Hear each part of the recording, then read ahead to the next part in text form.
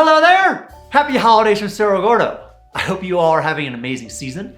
Hope you're spending it with family and friends and just thinking about all the beautiful things in your life. You know, and for me, when I think about the beautiful things in my own life, it's hard not to think about this community. You know, to see this resonance that's developed around this town I love just warms my heart.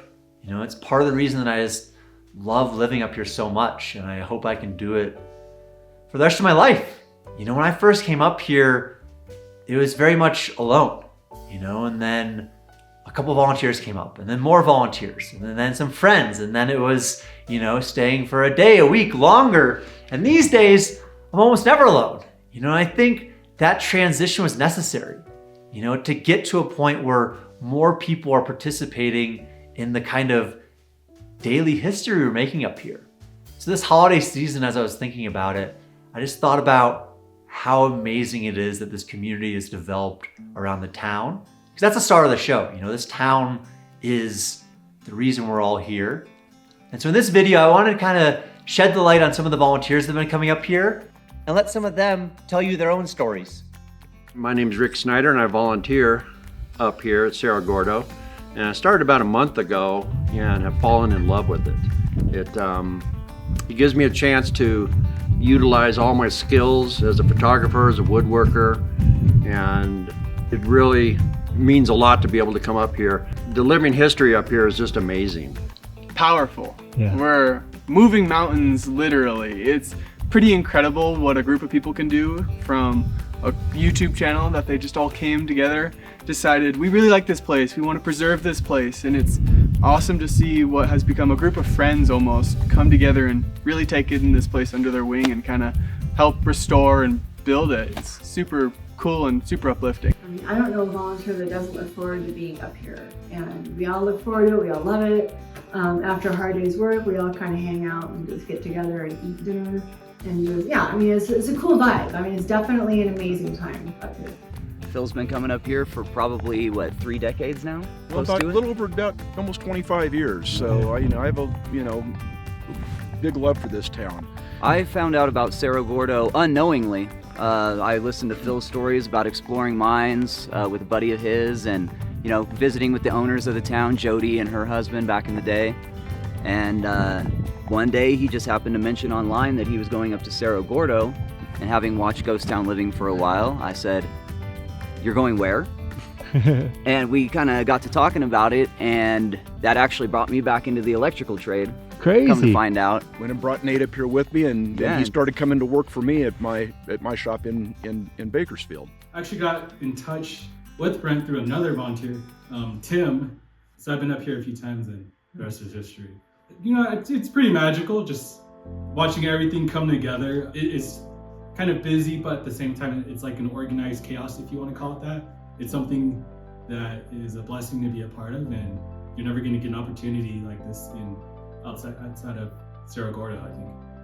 I was telling Brent I had a little history here in 1974. My father and I came up here. We had an old desert magazine with a map, and I said to my dad, "Hey, let's go to the Cerro Gordo place." And that was 1974. The lady served us ice cold lemonade, and we looked around the hotel for probably 2 hours. And just being out with my dad, we love to do stuff like that. So now I get to be out with my son, and we get to do this together. So it's just way cool. It's second generation, third generation coming up to Cerro Gordo. So it's almost hard to put into words. Being able to be a voyeur at home and watch the videos, and then come out here. And when we first came out, there was just Brent and Richard. There was nobody else. And then now to come up and see the vast, every weekend, 10 plus volunteers, and seeing what they're all doing. I was down in Darwin a couple months ago helping with a tear down of one of the homes, and there's women and men and just so many volunteers. Yeah, and the coolest thing is it's a multi-generational volunteer group. One of the most exciting things for me is the, I can't even remember the last name, but Zoe. Yeah, the family. That she talked her family into giving up their family vacation. Only 11 years old, so the family just came up here, and now she's a regular. I mean, she's a part of the family. And for an 11-year-old to have that, enthusiasm, Yeah. and be able to do that, and her family to allow her to. That's incredible. That's been a dream of mine. We have to pass it on to the younger children. Roger and I are dying off. I mean, it's great that your generation is here taking care of it now, but even then we've got to get the little ones interested in it. If they're not, To steal a line from Indiana Jones, we are just passing through history. This is history. My name's Aaron. I'm one of the original backers of Cerro Gordo. You know, when we found this place, I guess what we fell in love with so quickly was both the richness of the history and the magnitude of the beauty of the surrounding area. And we knew that we wanted to come in and really help rebuild and restore this place. And I really looked forward to spending as much time as I could up there to help Brent whenever I could. When we started coming up, I don't think we completely realized a fraction of the work that this place would take to get off the ground. You know, it's 7 miles up a single lane dirt road that often washes out. It's a mile up in elevation. There's no water and the buildings aren't insulated. So, you know, at the end of the day, we just got to work. And, you know, a few of us would come up and visit every now and again for a weekend or a week. And, you know, it would take us sometimes the entire week just to clear out a building. You know, fast forward to this last year, it's been an emotional journey to watch. You know, what used to take 10 days with 3 of us to do, done in an afternoon with incredible efforts. We've seen the same volunteers come up on multiple occasions, donating goods and supplies. We've seen experts reach out from all over the world to help on very specific issues that we were having that were way outside of the breadth of our knowledge. The energy up at Cerro Gordo right now is as good as it's ever been. It's got a heartbeat and a pulse like we've never seen before. This is Mike and Cindy. Just want to say that we love the community. We love going up and volunteering. The community, when we go, we've made so many friends. We enjoy, and we like the fact that we can help no matter what our abilities are. So, and we love the place. And I like what you've been doing, Brent, and I know Jody would be proud of you, and we really appreciate everything that you're doing up there. My name is Rick Salter. I'm 72 years old. I reside in Phoenix, Arizona. Every volunteer that I have worked with, no matter what the job was, have all been pumped about the progress at Cerro Gordo. Just everyone who comes up here has been a joy to work with. Everyone has the same goal of trying to help out. And you know, I think that's the thread that kind of binds everybody together. It's a big family up here. I think people are really excited. I think people wish it wasn't winter so that we could get more work done. I think it's very energized, and to see the progress that we've made over the last few months on the hotel has made a big difference. It's nice to see history being preserved in a way that, you know, shows care and attention, and I hope it continues that way. And that's really the ultimate goal, is just to make sure this is here so we don't forget where we come from. That's what Cerro Gordo is all about, and it just warms my heart this holiday season seeing all this come together. So I just want to say thank you so much to everybody that watches this channel, everybody that comes up here and visits, everybody that comes up here and volunteers. You know, you all are truly helping this town just come back to life.